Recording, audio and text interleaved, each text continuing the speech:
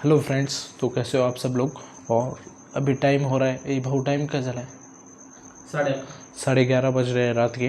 और आज की डेट है 16 फरवरी। और अभी मैं रिकॉर्ड कर रहा हूँ ये 1% बेटर सीरीज़ का एक वीडियो, जिसमें कि 1% बेटर सीरीज़ का एक वीडियो जिसमें कि मैं आपको बताने वाला हूँ ये second 12th chapter the law of least effort में का एक छोटा सा part, prime the environment for future youths. तो रीड करते करते I am going to explain you as well. Oswald Nichols is an IT developer from Natchez, Mississippi. He is also someone who understands the power of priming his environment.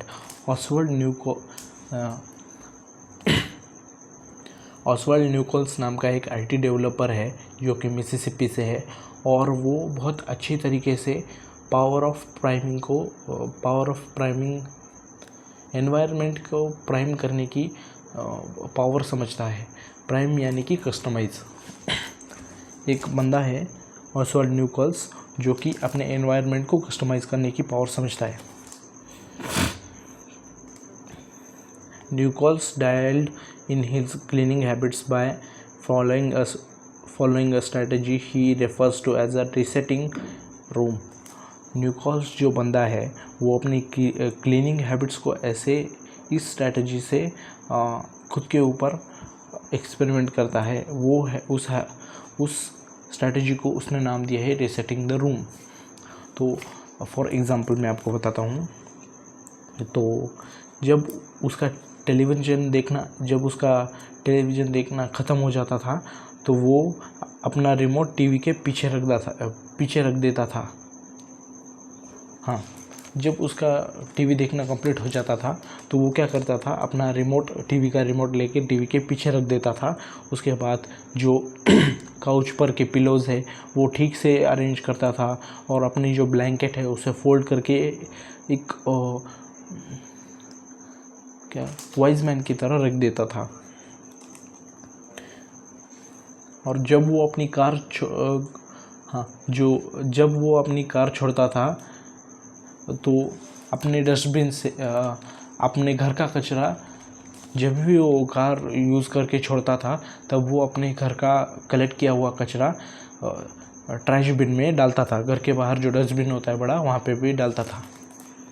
हाँ, और वो जब shower लेने जाता था तब वो अपने टॉयलेट सीट को साफ़ करता था जब तक कि नहाने का पानी गर्म हो रहा है। तो उनका कहना ये है कि टॉयलेट को क्लीन करने का बेस्ट टाइम यही होता है कि जब आप खुद को क्लीन कर रहे हो शावर में। और यहाँ पे उन्होंने एक बहुत ही प्यारा सा स्टेटमेंट दिया है जो कि मुझे बहुत पसंद आया, इसलिए मैंने अंडरलाइन किया है। The purpose of resetting each room is not simply just to clean up after the last action but to prepare for the next action. मैं फिर से दोहराता हूँ, the purpose of resetting each room is not simply to clean up after the last action but to prepare for next action. तो ये कहते हैं कि मेरी कोई भी रूम क्लीन करने का पर्पस सिर्फ ये ही नहीं होता कि अभी कुछ काम हो गया है तो उसको मैं अच्छा दिखने के लिए, क्लीन दिखने के लिए मैं उसको तो कोई भी रूम क्लीन रखने का पर्पस उनका ये है कि उनका कोई भी लास्ट काम होने के बाद सिर्फ अच्छा दिखे इसलिए वो नहीं करते। वो इसलिए करते हैं ताकि अगली बार जब वो उस काम के लिए जाएं तो उनको वो चीज़ उसी जगह पे नीट एंड टाइडी दिखे, जिससे कि वो अपना काम एकदम फ्लो स्टेट में बिगिन कर सकें। और एक बार एक्सप्लेन करता हूँ मैं।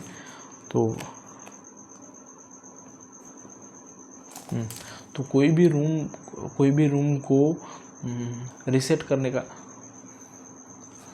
अपने किसी भी रूम को रीसेट करने का पर्पज़ सिर्फ यही नहीं है कि उसको क्लीन रखना है, बल्कि उसका पर्पज़ ये भी है कि जब वो दूसरे टाइम, मतलब नेक्स्ट डे या फिर नेक्स्ट टाइम जब उस हैबिट को परफॉर्म करने जाएंगे तब उनको वही चीज़ अपने प्रॉपर जगह पे मिले और उनको ढूंढना ना पड़े, जिससे कि उनका फ्लो स्टेट बरकरार रहे और वो और एफिशिएंटली काम कर सके और उनकी हैबिट क्या बोल सकते हैं उसको, कांस्टेंट रह सके।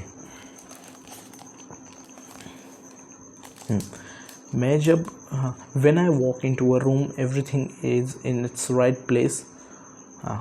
जब मैं किसी रूम में जाता हूँ जहाँ पे हर चीज़ एकदम सही जगह पे रखी होती है, तो उसके बाद निकोल्स लिखते हैं, because I do this every day in every room stuff always stay in good shape. तो मैं ये चीज़ें प्रॉपर जगह पे रखने की हैबिट हर रोज़ हर एक रूम में रखता हूँ, इसलिए सभी चीज़ें अपनी अपनी जगह पर रहती है और बाद में मुझे उन्हें ढूंढने में और मेहनत नहीं करनी पड़ती।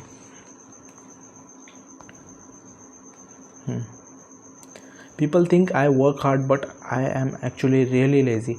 I'm just proactively lazy. It gives you so much time back. तो उनका कहना ये है कि लोग ये सोचते हैं कि मैं कितना हार्ड वर्क करता हूँ, लेकिन मैं उनको बताना चाहता हूँ कि मैं बहुत ही आलसी आदमी हूँ। मैं जस्ट एक स्मार्ट आलसी आदमी हूँ। मैं जस्ट एक स्मार्ट आलसी आदमी हूँ जो कि कुछ आलस करने से पहले कुछ ऐसे काम कर लेता है जिसकी उसका टाइम बच सके और उसको आलस करने का टाइम भी मिल जाए। Whenever you organize a space for its intended purpose, you are priming it to make the next action easy. तो जब भी आप किसी चीज़ को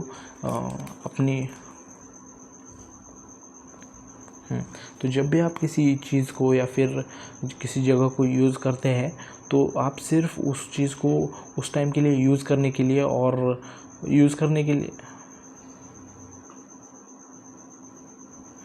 तो जब भी आप किसी चीज़ को यूज़ करते हैं, किसी जगह को यूज़ करते हैं, तो वो आप सिर्फ उस चीज़ को यूज़ भी नहीं करते, आप उस चीज़ को नेक्स्ट टाइम के लिए प्रिपेयर भी कर रहे होते हो।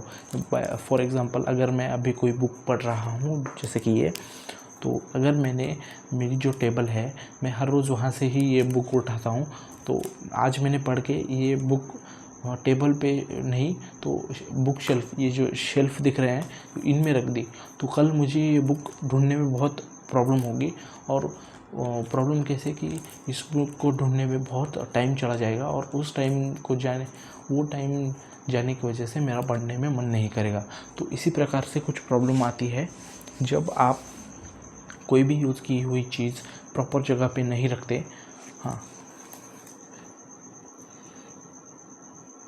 तो यही कहते हैं, अगर आप किसी चीज़ को यूज़ करते हो उसके पर्पस के लिए, तो आप सिर्फ उसको यूज़ भी नहीं करते, आप अपने आने वाले कल के एक्शन को भी कस्टमाइज़ कर रहे होते हो। और उसका एग्जांपल मैंने दे दिया है यहाँ पे रखी हुई बुक। एग्जांपल भी देते हैं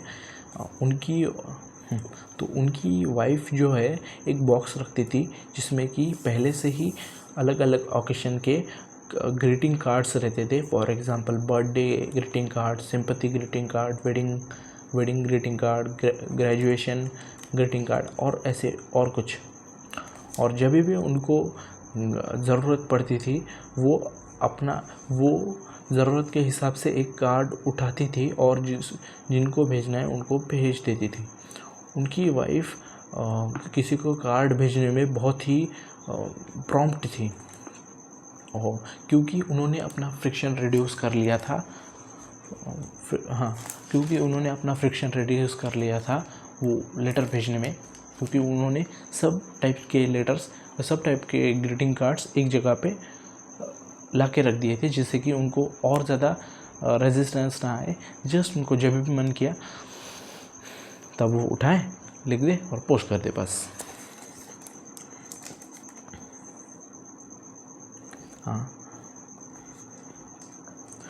बहुत सालों के लिए मैं तो उसके अपोजिट था। फॉर एग्ज़ाम्पल, अगर किसी को बेबी हुआ है और मुझे अचानक से थॉट आया कि अरे यार इनको तो कार्ड भेजना चाहिए, लेकिन ऐसा बिल्कुल नहीं होता था। महीने बीत जाते थे जब मुझे याद आता था कि मुझे उनके पास ये कार्ड भेजना है। जब वो स्टोर जाते थे और देखते थे वहाँ पे कोई भी कार्ड, और उस टाइम पे उनको रियलाइज़ होता था अरे यार इट वॉज़ टू लेट। तब उनको रियलाइज़ होता था कि अरे यार, उनका बेबी तो महीनों पहले जन्म ले चुका है और अभी it's not going to be appropriate to send card now. Or he used to think that it's too late. It's too late. It's too late. तो वो हैबिट ईजी नहीं थी. That habit wasn't easy. और there are many ways to prime your environment so it's ready for immediate use. तो हाँ, तो अपना environment customise करने के बहुत से तरीके हैं, जिससे कि आप अपने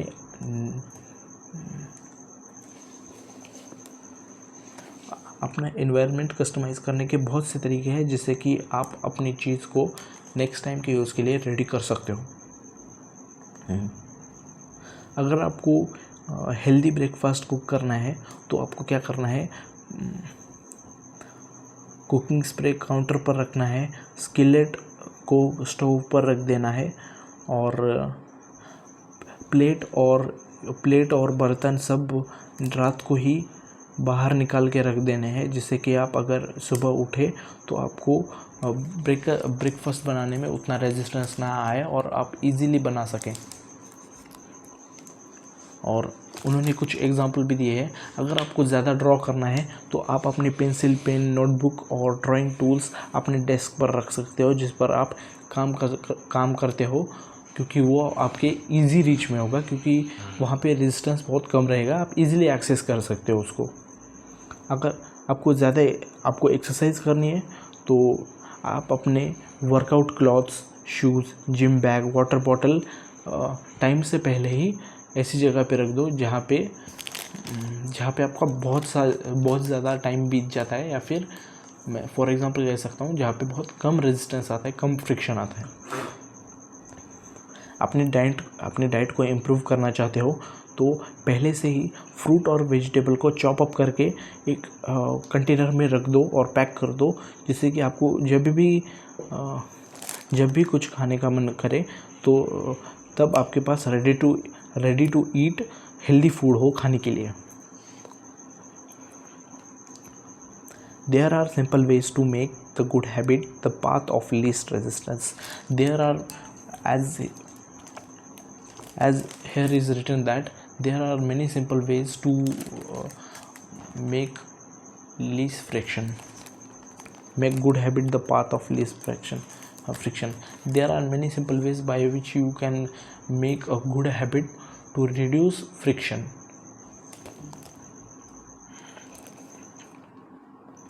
You can also invert this principle and prime the environment to make bad behaviors difficult. आप इस प्रिंसिपल को इन्वर्ट भी कर सकते हो और अपने एनवायरनमेंट को कस्टमाइज़ कर सकते हो अपनी बैड हैबिट्स को डिफ़िकल्ट बनाने के लिए. अगर आपने खुद ऑब्ज़र्व किया है कि आप टेलीविज़न बहुत देख रहे हो, तो आप एक काम कर सकते हो, आप हर बार जब उसको यूज़ करते हो तो उसको अनप्लग करके रख दो, और तभी प्लग करो जब आप अपने मुंह से ज़ोर से बोल सको जिस शो को आपको देखना है, उसका नाम ज़ोर से बोल सको, तभी आपको प्लग करके वो शो देखना है. ये जो सेटअप है ये आपके टीवी देखने में ना बहुत सा फ्रिक्शन ऐड कर देगा, जिससे कि आप टाइम वेस्ट नहीं कर पाओगे, माइंडलेसली स्क्रॉल नहीं कर पाओगे, या फिर माइंडलेसली कुछ भी देख नहीं पाओगे, टाइम वेस्ट नहीं कर पाओगे. अगर इससे भी आपका काम नहीं होता तो आप एक और कदम आगे जा सकते हो और अपने टीवी को अनप्लग करके रिमोट की बैटरी निकाल सकते हो आफ्टर ईच यूज़. तो इससे और एक्स्ट्रा 10 सेकंड का फ्रिक्शन ऐड हो जाएगा. और अगर आप बहुत ही हार्डकोर हो और इससे भी आपका काम नहीं हो रहा, तो आप ऐसे कर सकते हो कि अपने लिविंग रूम से टीवी हटा दो और उस टीवी को क्लोजेट में रख दो आफ्टर ईच यूज़. हालांकि ये मुझे थोड़ा डिफ़िकल्ट लगा, क्योंकि टीवी को यहाँ से वहाँ रखने में थोड़ा नुकसान भी हो सकता है. तो इसके बाद मैं आपको श्योरिटी के साथ कह सकता हूँ कि आप तभी टीवी को निकालोगे जब आप और जब आपको मन से इच्छा हो रही होगी, ऐसे ही कि नहीं कि जब टाइम मिला तब ऐसे ही स्क्रॉल कर लेता हूँ, कुछ ना कुछ तो मिल जाएगा। यहाँ पे भी एक अच्छी लाइन उन्होंने सजेस्ट की है, the greater the friction the less likely the habit. यहाँ पे ये कहते हैं जितना ज़्यादा रेजिस्टेंस होगा उतनी ही आपकी हैबिट बनने की जो चांसेस है वो कम हो जाते हैं। Whenever possible, I leave my phone in a different room until lunch. जब भी पॉसिबल होता है मैं अपना फ़ोन डिफरेंट रूम में रख देता हूँ जब तक मेरा लंच नहीं हो जाता। पर जब मेरा मोबाइल मेरे पास होता है तो मैं हर रोज़ मॉर्निंग में उठने के बाद फॉर नो रीज़न उसको चेक करने लगता हूँ। लेकिन जब वो दूसरे किसी रूम में होता है तो रेयरली मैं उसके बारे में सोचता हूँ। और अगर कभी मोबाइल यूज़ करने का विचार भी आ गया तो उस दूसरे रूम से मोबाइल लाने का फ्रिक्शन इतना ज़्यादा होता है कि मैं वो मोबाइल ले ही नहीं पाता और भूल जाता हूँ, ले नहीं पाता without a reason. As a result I get 3 to 4 hours। ए भाऊ काट भी काढो यप्पा।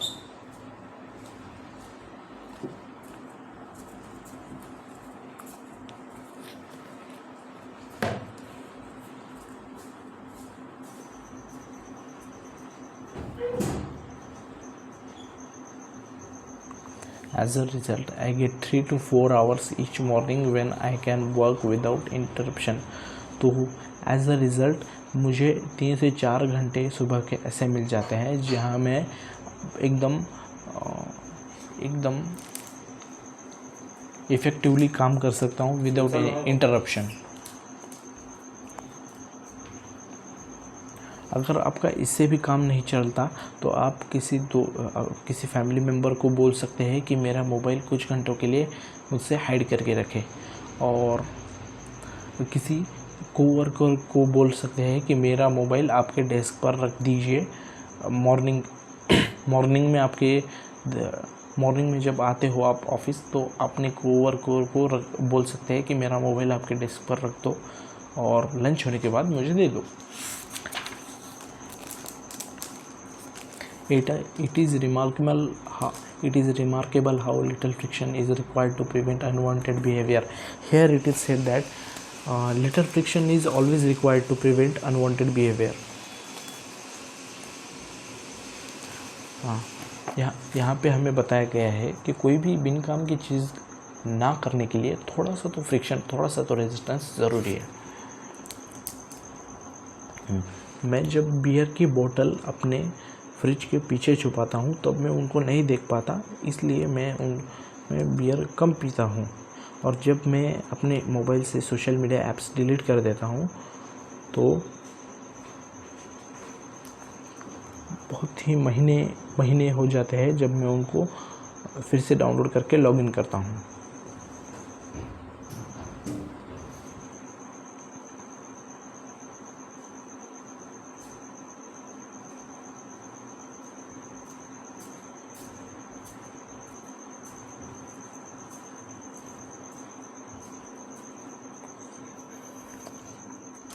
These tricks are unlike to curb a true addiction, but for many of us, हाँ, तो ये जो ट्रिक्स है हमारी ट्रू एडिक्शन को भगाने में बहुत मदद करती है,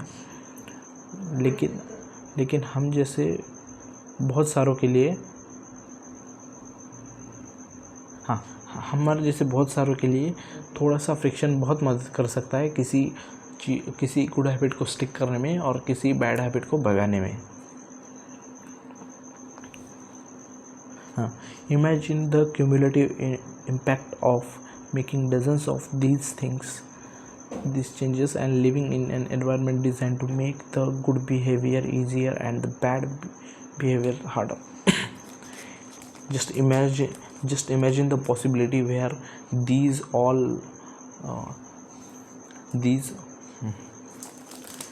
तो यहाँ पे कहते हैं हमसे जस्ट आप इमेजिन करो कि अगर ये जो आइडिया मैंने अभी बताया आपको, तो उनको आप खुद इम्प्लीमेंट करते हो और उसके बाद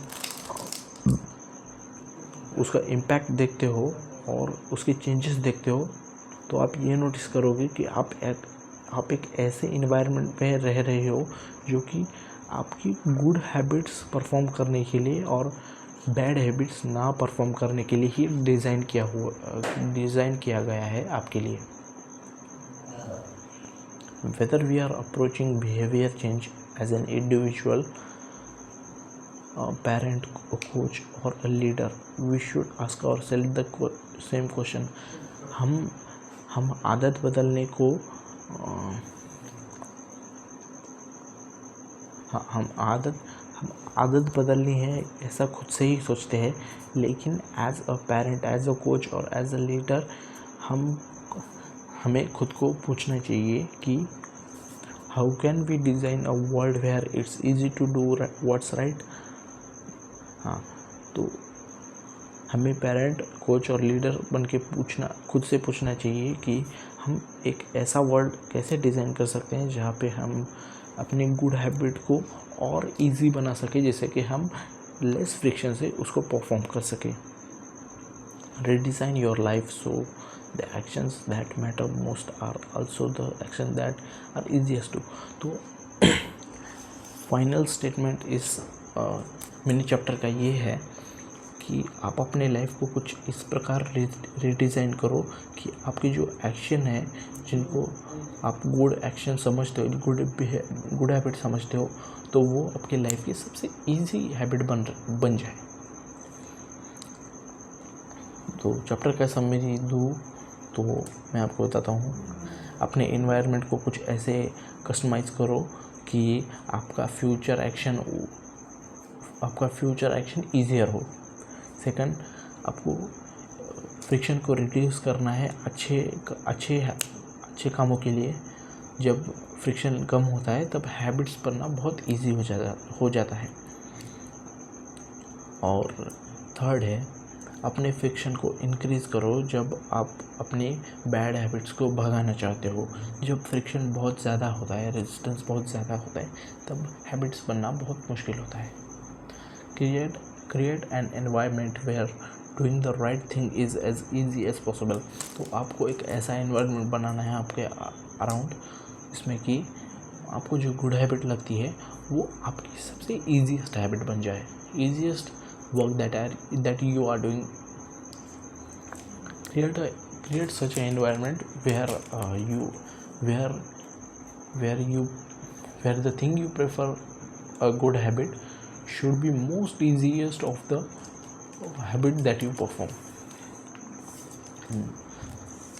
Last point is, human behavior follows the law of least effort. हमारा जो ह्यूमन बिहेवियर है वो लीस्ट एफर्ट के लॉ को बहुत ही मानता है. We will naturally gravitate toward the option that requires the least amount of work. किसी भी काम को करने के लिए जितना लेजीपना, जितना कम फ्रिक्शन लग सकता है, तो ह्यूमन माइंड वही प्रेफर करता है. तो आज की वीडियो के लिए बस इतना ही. 12th चैप्टर पूरा कंप्लीट हो गया. कल से मैं 13 चैप्टर एक्सप्लेन करने की कोशिश करूँगा, जिसमें कि कुछ छोटे पॉइंट आपको मैं बताया करूँगा. लाइक करने के लिए बिल्कुल नहीं कहूँगा, क्योंकि मुझे पता है यहाँ तक कोई नहीं देख रहा होगा, और सच में यहाँ तक कोई देख रहा है. So you are going to be a successful person in next consistent days. Means I meant to say that if you are really serious about your success, then you will watch my videos or any self improvement videos in next 1 month. For example, I can take so that you can create a boundary on that, create a goal regarding to that thing, and you can track your progress as